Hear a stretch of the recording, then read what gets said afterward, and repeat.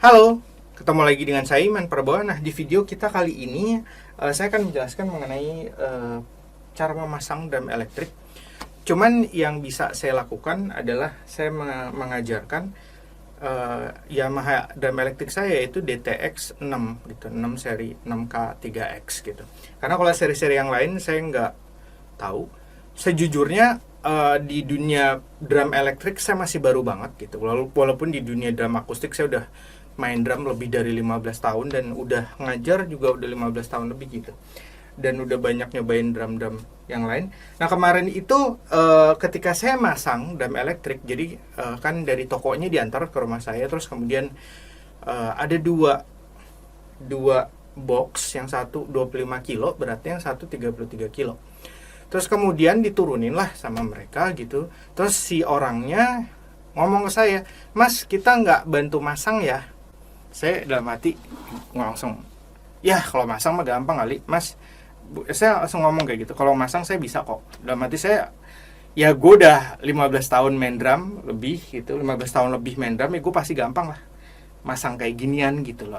Paling gini doang. Ternyata setelah saya pasang, jujur saya kesulitan gitu. Ini susah juga ya. Jadi buat kalian yang drum udah lama main drum akustik, jangan harap kalian bisa masang drum elektrik itu semudah itu. Nggak tahu, buat saya sih tiba-tiba loh kok ternyata susah ya gitu. Kalau untuk masang drum racknya sih gampang, karena dulu di Bogor saya pernah pakai drum rack. Saya kasih videonya aja sedikit ya, dimana saya main di drum saya dulu double bass settingan di Bogor. Tonton ntar yuk.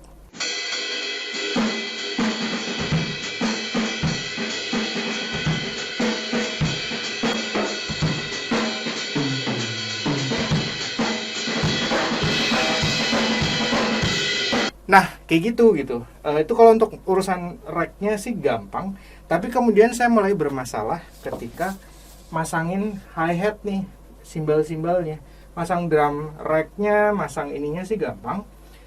Ketika saya mulai masang simbal nih, dimulai dengan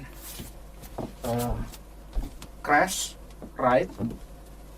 Crashnya ada 2. Itu saya mulai pusing. Ini kok ini beda nih gitu.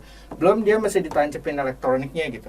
Nah, yang paling sulit bagi saya ini adalah masang si ini nih, si hi-hat. Ini si hi-hatnya, karena hi-hatnya beda. Kalau di drum akustik kan 2 biji ya gitu. Nah, ini satu cuman gini doang gitu loh. Ini kok satunya mana gitu. Cuman ini doang. Dan akhirnya saya membutuhkan waktu lama. Dan kemudian saya juga googling di YouTube, ternyata saya nggak menemukan video pemasangan drum elektrik gitu loh. Kebanyakan unboxing dan cuman masang gitu doang gitu. Saya tetap pusing walaupun ini ada manualnya banyak banget. Ada yang bahasa Jepang, kalau kalian jago bahasa Jepang nih. Kono tabiwa Yamaha, apa itu? Ini bahasa Jepang nih. Ini bahasa Inggris, bahasa Jepang. Yang bahasa Indonesia ini cuma satu. Walaupun saya mengerti bahasa Inggris, tetap saya bacanya pusing karena penjelasannya buat saya rumit gitu, nggak mudah untuk dimengerti. Masang ininya, loh ini kok gambarnya ini gambarnya yang mana sih? Kok ini nggak ada gitu? Iya, bolak-balik gitu. Nanti mungkin insya Allah saya akan juga membuat artikelnya dan saya akan coba foto-fotoin di blog saya gitu, sehingga kalian akan melihat tahapan pemasangan drum elektrik itu seperti apa. Karena jujur kemarin tuh saya kebingungan banget gitu. Saya coba googling di YouTube, teman saya bilang baca aja manualnya. Ya elah, ini manualnya sebanyak ini udah saya bacain gitu, dan saya juga masih bingung gitu. Dan pada akhirnya terpasang dan kemarin udah bisa dan udah nyala gitu. Cuman saya berpikir kalau saya aja yang udah 15 tahun lebih main drum akustik, ketika masang drum elektrik saya pusing. Gimana dengan anak-anak baru yang baru beli drum elektrik, pasti lebih pusing lagi gitu. Nah, terus di sini ada Cubase. Cara Cubase saya belum juga nyambungin ke komputer gitu, makanya saya belum bisa buat video-video pembelajaran lagi. Karena itu konekinnya ke sana saya masih belajar. Yang paling susah nanti, yang paling ribet adalah bagian elektroniknya sih yang menurut saya. Ini nih, drum trigger modul DTX Pro. Si drum trigger modul ini cukup rumit, walaupun cukup user friendly dibandingkan versi Yamaha DTX 522 yang waktu itu saya pernah mainin di rumah teman saya gitu. Agak rumit kalau yang itu gitu. Ini gimana sih baru diajarin sama dia. Oh, ini gini. Oh, ini gimana sih? Kalau ini saya ngerasain agak lebih user friendly, mungkin karena dia pengembangan dari versi sebelumnya. Jadi mungkin Yamaha bagusnya dia melihat gitu apa yang orang kesulitan, kemudian dia berusaha permudah gitu. Sehingga orang-orang awam yang baru belajar ketika langsung ngoperasin itu nggak terlalu pusing gitu. Nanti kita akan mulai dari pasang kickpad dulu ya.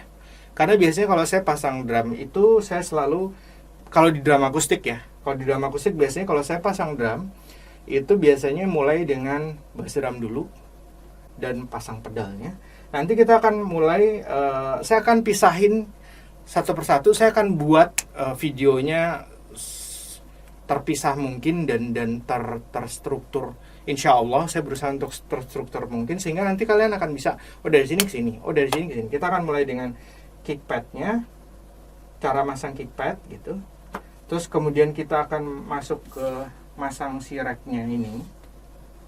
Rack cymbal, rack drum ini kalau saya melihat beda dengan rack drum yang dulu saya pakai Gibraltar. Dia lebih kokoh. Ini dia terbuat dari plastik. Saya agak takut gitu karena kalau dikencengin, karena kemarin saya sempat nonton videonya si Sandy Pasben, dia bilang kalau drum elektrik tuh permasalahannya dia ringkih gitu, dikerasin dikit patah gitu. Saya pikir, wow, ini plastik ini.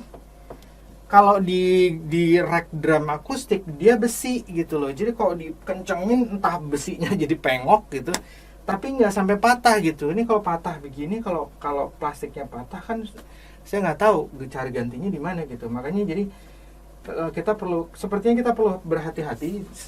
Yang jelas sih saya sekarang mencoba untuk berhati-hati karena ini terbuat dari bahan plastik nih, bukan dari logam ya gitu. Nanti kita akan dari kickpadnya kita akan coba pasang, terus kemudian dari racknya, terus yang tersulit yang kemarin saya butuh waktu lama banget adalah masang simbalnya, ride, crash, terus hi-hat, terus ini masang kabelnya. Masang kabelnya sih mudah, kebetulan si Yamaha ini bagusnya dia kasih ini nih di kabelnya ditulis nih crash, hi-hat, kick. Kalau nggak ditulis saya pusing juga pastinya gitu kan.